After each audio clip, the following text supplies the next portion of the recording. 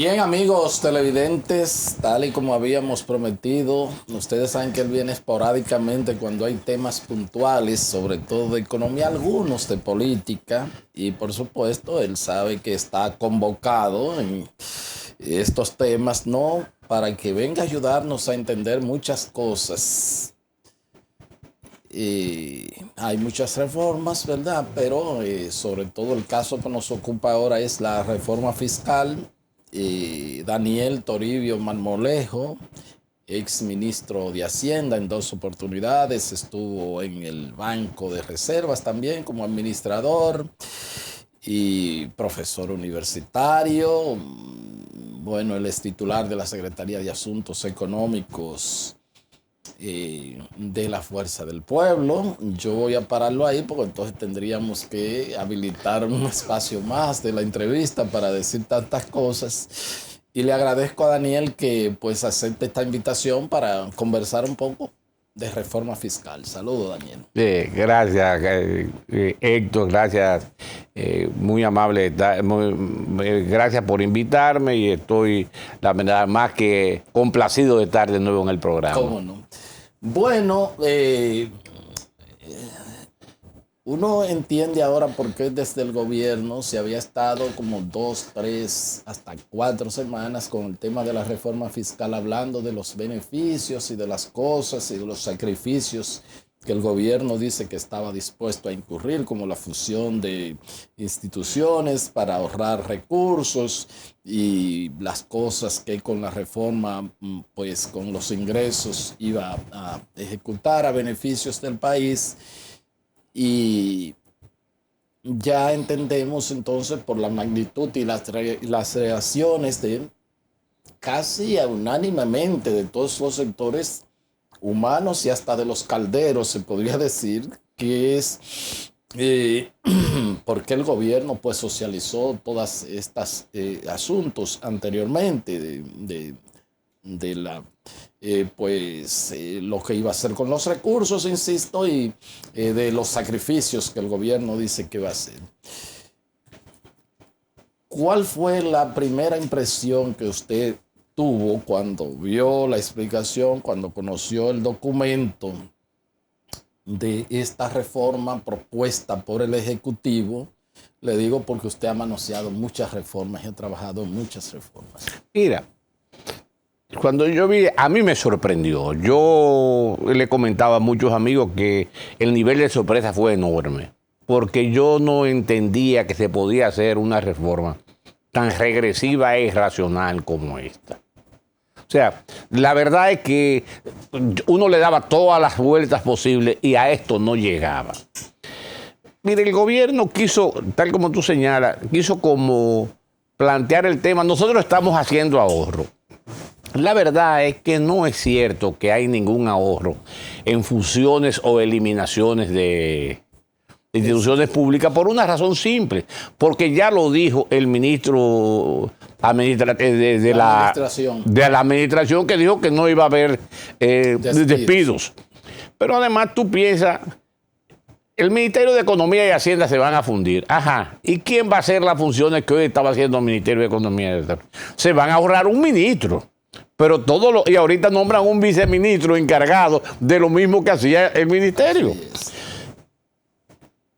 Cojamos el caso del ministerio administrativo y el de la presidencia. Históricamente eso siempre estuvo separado. Digo, estuvo dependiendo del ministerio, pero siempre tiene que haber alguien que se encargue de la administración del palacio. O sea, de las cosas del presidente. Y eso puede haber un ministro de la presidencia, un ministro administrativo, pero en la práctica, o un secretario, como se llamaba, lo que fuese, pero en la práctica, eso no te ahorra nada. Tú podrás decir, bueno, eso te produce músculo, pero aquí no estamos hablando de músculo. O sea, te elimina grasa, pero no estamos hablando de eso, estamos hablando de ahorro. El otro, que sí podría haber algo, tiene que ver en la fusión del Ministerio de Educación y el Ministerio de Educación Superior, pero obviamente ahí lo que se procura es fundamentalmente canibalizar el 4%. O sea, es trasladar el Ministerio de Educación Superior al Ministerio de Educación y el 4% utilizarlo en la educación superior y no en la educación media solamente. O sea, en el fondo eso es lo que es el objetivo. Ahora, por lo tanto, el gobierno poco ahorra, pero además da pocas señales de ahorro.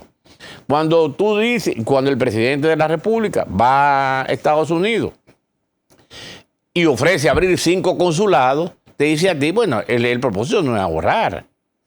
O, por ejemplo, cuando ahora me reí muchísimo, contrata a un artista pagándole 900 mil pesos para que cante un himno, o sea, me parece que el criterio de ahorrar no es el mismo. Entonces, cuando yo vi aquello, una persona me dijo, una persona como la que yo le tengo mucha estimación, me dijo, muchas veces para hacer esas cosas hay que haberse montado en una banderita. Hay que haberse montado en una voladora. Hay que saber lo que es una casa de cinto. Hay que saber lo que come. Hay que haber vivido esas cosas. Porque si no, muchas veces nosotros, todos, nos vemos irracionales e injustos. O sea, hay que poder entender, por ejemplo, tan sencillo. Pero hay cosas que yo digo que me río porque uno no lo piensa. Mira, ahí ponen por los plátanos como exento, entre las cosas que están exentas. Pero no está la yuca ni la batata. Pero a mí lo que me sorprendió no es eso. Porque, bueno, yo decía, no está ni la yuca ni la yautía. Es que los productores de guineo, de la línea noroeste, dicen que no exhibieron el guineo. Y muchas veces el guineo compite con el plátano. Si dejan el plátano exento y el guineo grabado, la gente va a consumir más plátano que guineo. Yeah. O sea, fíjate que todo el mundo está preocupado por eso. Por ejemplo, hay cosas, y yo lo dije desde un principio, que está en el proyecto de ley. Hoy en día, un motorista, por ejemplo, no paga placa. Yo entiendo que hay que regular a los motoristas. Regular no quiere decir que tienen que pagar más, tienen que regularse, o sea, tienen que ver un control de los motoristas. Pero tú estás pasando de no pagar placa a 1.200 pesos mensuales, anuales. O sea, son de las cosas, por ejemplo, y estoy viendo cosas como que tú dices, bueno, ¿qué sentido tiene que la persona que gana más de 50,000 pesos, que tiene un solo empleador, tenga que hacer declaración jurada? O sea, usted que me está viendo que gana 60,000 pesos y que tiene un solo empleador y que ahora le hacen la retención del impuesto sobre la renta, se lo hace su empleador, ahora te van a obligar a complicarte la vida haciéndote una declaración. Pero ¿qué sentido? ¿Cuánto le deja al gobierno eliminar, como está haciendo el deducible de la educación de la gente? No parece ser más molestia que la cantidad de recursos que le va a entrar al gobierno. Entonces, muchas veces hay que repensar, ponerse en el lado del otro. Y cuando yo digo entonces que es un impuesto que toca, o en el caso del IPI, que es una cosa dramática también, esto va a decir, no, que más de 5 millones de pesos. Pero usted tiene una casita, una casa, que la compró no en 5, en 3. Pero como resultado del incremento de la plusvalía, del mayor valor, como resultado de la inflación de los precios, el valor para la DGI o el valor del mercado sería 6 millones. Bueno, después de la pandemia hay un incremento aquí en Estados Unidos de alrededor de un 30%. O sea, tú te pasas de una casita que tú compraste en 3, ahora tiene un valor de 6.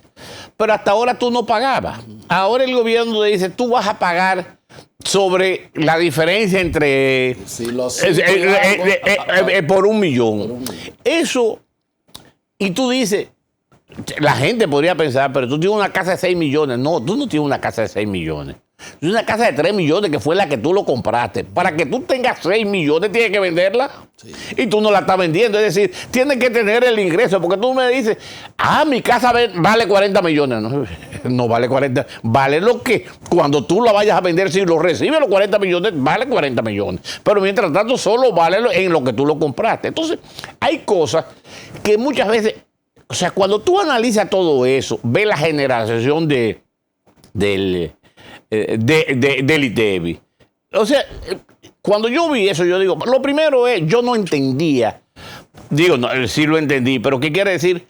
Me sorprendió que le cambiaran el nombre de ITEVIS a IVA. ¿Y por qué? Bueno, eso tiene una explicación interesante. Bueno, eso, inclusive, Tú sabes de eso porque, o sea, de una cosa que estamos hablando. De todas formas, mira, yo quiero contar esta historia porque es una historia que yo la viví.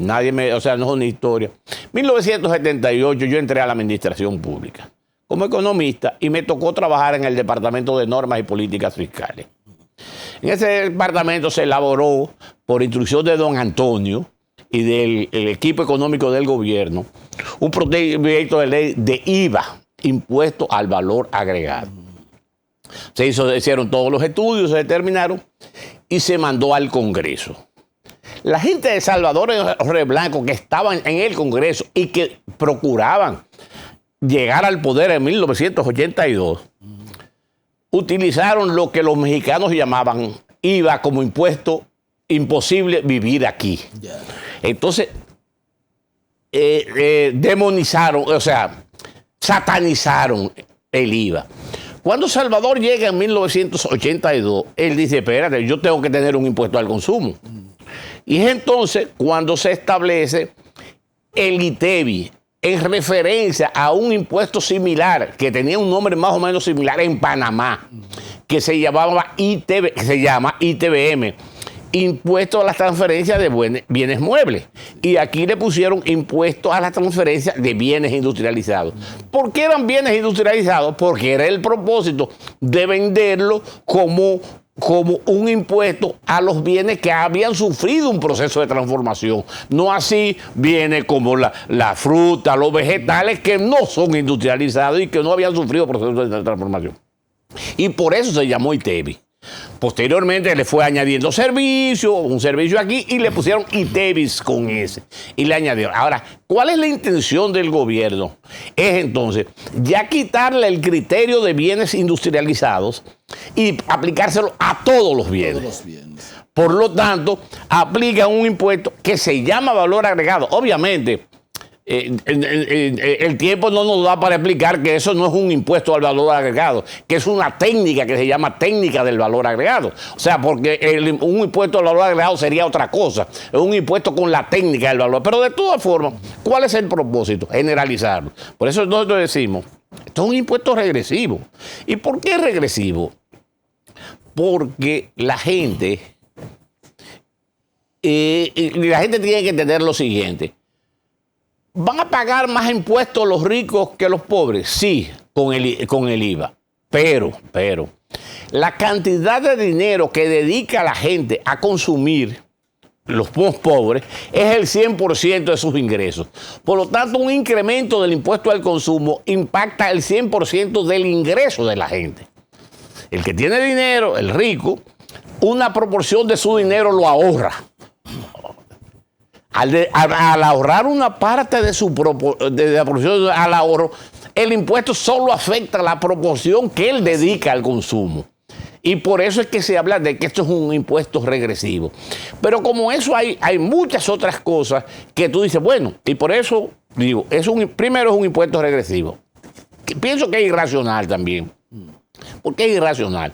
Mira, cuando a ti te dicen que las sociedades jurídicas, las personas jurídicas van a pagar el 20%, y la clase media y los pobres van a pagar el 80% de las recaudaciones. Muchas veces ni es así. Por una razón sencilla. Tú estás eliminando los impuestos selectivos, las exenciones. Pero el ministro de Hacienda dijo que las exenciones que se han otorgado son inamovibles. Coge tú la exención de la línea noroeste, es por 30 años. Todas las empresas que se han acogido a eso tienen 30 años de eso. O muchos del sector turístico tienen 15, tienen 10. Y que sabiendo, porque vamos a estar claros, aquí mucha gente sabía por dónde venía la reforma y muchos introdujeron su proyecto de exención antes para que, como no se podía aplicar a ellos las nuevas reformas, ellos tener un periodo de tiempo de ese tipo. Por eso yo digo... Se blindaron. Ese es el concepto de blindar. Pero además, a mí me parece irracional por lo siguiente. Vamos a quitar de golpe y porrazo todas las exenciones. Y tú dices, bueno, Y Pedernales ya se desarrolló. O Barahona como polo turístico. O Michis. O sea, tú le estás quitando a todo el mundo cuando hay una desigualdad de desarrollo de polos, donde hay unos polos que tú puedes entender que están desarrollados y otros polos que están sin desarrollar y que sería bueno que se desarrollen. Entonces, por eso yo hablo de la irracionalidad de la política. Y eso, obviamente, no va, desde mi punto de vista, creo que eso no va a dar buenos resultados al país. ¿Cómo no? Veo el asunto de cobrar el ITEVIS a los 10 pesos de cebolla que la doña está cocinando y llama al colmado, manda al muchacho, al ajíes, al tomatico, y bueno, el que va a un mercado, a un colmado a comprar el guineíto verde. Lo que digo es lo siguiente, yo... Y usted sabe un poco, sabe, obviamente como economista, pero como ha trabajado tanto en eso, ¿cómo va a operativizar impuestos internos, la DGI? ¿Cómo va a lograr esas recaudaciones? Mira, uno de los grandes problemas de la República Dominicana no es tanto el nivel de la tasa o cuántos productos están grabados, sino como planteó el mismo gobierno en el documento que presentó en la semanal, es que la evasión del ITEVI en la República Dominicana es de un 47%. Si tú lo comparas con otro país de América Latina, como Uruguay, que es un 22%, o como Chile, que es un 25%, la evasión es dramática, es enorme en este país. Yo calculo que si tú bajas la evasión de un 47 a un 33, tú recaudas 70,000 millones de pesos solo con un trabajo de carácter administrativo. Y tú te preguntarás, ¿eso es posible? Bueno, lo hicieron en Uruguay, lo hicieron en Chile, tú tienes que mejorar la administración de manera importante y significativa para poder recaudar esas cosas. Y mira,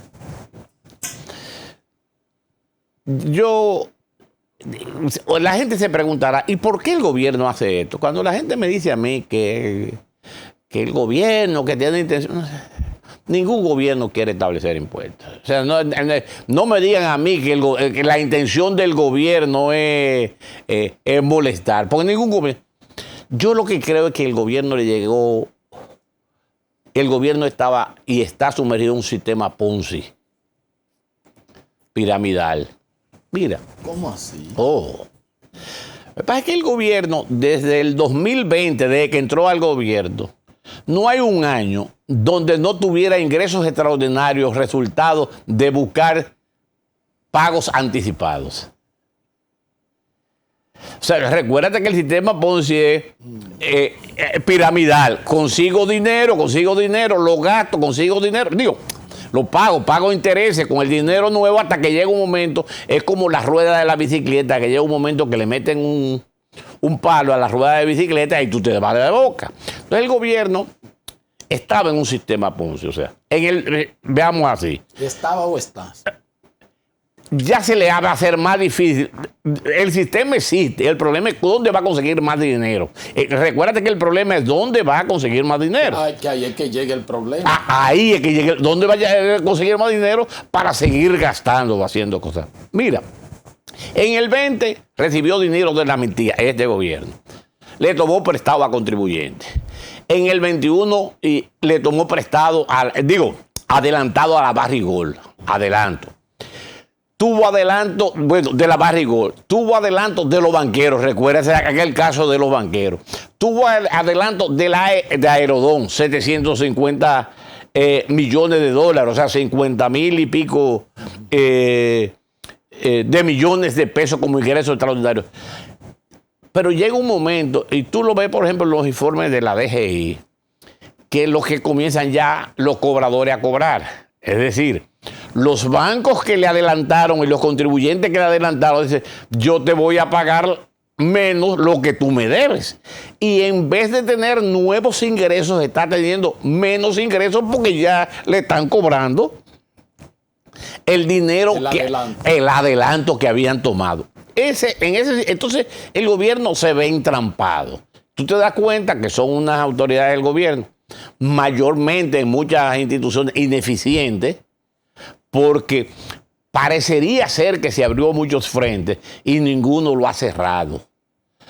Pues pon tú, qué sé yo, Pedernales, no creo que vaya a eso a avanzar de manera significativa. No, la autopista Duarte nunca se sabe cuándo va a terminar. El metrico, y cuando digo el metrico quiere decir el pedacito de metro que están haciendo del 9 a Los Algarrizos, nadie sabe cuándo va a acabar. La circunvalación de Baní, nadie sabe cuándo termina. Dice que terminaron Monte Grande y fue una piscina grande. Nadie, o sea, las romanenses están esperando su entrada, los de Samaná están esperando que reparen sus entradas. O sea, tú te das cuenta que el muro, la última vez que yo recuerdo que se inauguraron 2 kilómetros de muro. O sea, tú dices, el gobierno ha sido ineficiente en el gasto. O sea, porque tú podrás decir, no tenía los recursos suficientes, pero concéntralo, termina cosas, cierra. O sea, tú quieres terminar la autopista Duarte, métele 4 a la autopista Duarte y la terminaste. Y comienza con el otro. Pero y todas estas obras que se están inaugurando. ¿Y cuáles? Pero yo tengo, semanalmente me mandan, por ejemplo, este fin de semana el presidente, creo que como 10 o 12 obras. Pero, óyeme, los otros días yo veo que inauguraron la remodelación del Centro Olímpico. Una parte. Una parte, tío, o sea, que por parte. No que inauguraron la remodelación, sino una parte de la remodelación del Centro Olímpico. Eso no es hacer obras de edificación. Por ejemplo, hay cosas que le salen mal a la gente. Yo no sé, o sea, qué es lo que pasa. Por ejemplo, el briseño de Puerto Plata. O sea, el día que le inaugura, se inunda y se produce un apagón donde nada se puede realizar. Entonces, tú te das cuenta de que las cosas no le salen bien o hay ineficiencia significativamente en las cosas que están haciendo. Yo fuera el presidente de la República y me pasa una vergüenza esa altura y cancelo 4. No, así no. O sea, tú no puedes ponerme a mí y al gobierno a reinaugurar, que ni siquiera fue a inaugurar un play que se fue la luz. Oye, al presidente no se le va la luz. O sea, ¿dónde está el presidente? No se va. Por la lluvia no hay que cancelar a nada. No, pero yo no hablo de la lluvia, las inundaciones sí. Yeah. O sea, yo pienso que ha habido de eso, Héctor. Entonces, en un sistema de esa naturaleza, con recursos que ya antes eran escasos y que tú fuiste cogiendo prestado, adelantando, y eso sin tomar en cuenta los adelantos. Mira, ahora acabo de ver, el gobierno en este año va a pagar casi 250 mil millones de pesos de intereses. Los intereses son el resultado de los préstamos. O sea, porque no me digas que tú pagas intereses, porque tú pagas intereses porque los préstamos. Entonces, todos los días, en algún momento, el presidente Fernández destacó que todo era una exageración aquí. Entonces, tú te das cuenta de que ya llega un momento, en el sistema Ponzi, los que están en el sistema Ponzi exageran sus riquezas. Y tú te das cuenta que a mí me está, por ejemplo, el que lo diré en los sistemas Ponzi, a mí me está yendo bien, y mira cómo me veo. ¿Por qué? Porque estoy metido en este sistema. Pero llega un momento donde dice, espérate, dame mi dinero, dame mi capital, devuélveme el dinero. Entonces ahí es que llega el momento donde no hay nuevos ingresos. ¿Cómo no? Bien, solicito el permiso de Daniel Toribio, exministro de Hacienda, exministro del Banco de Reservas, titular de la Secretaría es administrador del Banco de Reservas, titular de la Secretaría de Asuntos Económicos de la Fuerza del Pueblo. Pausamos y regresamos con la parte complementaria de la entrevista.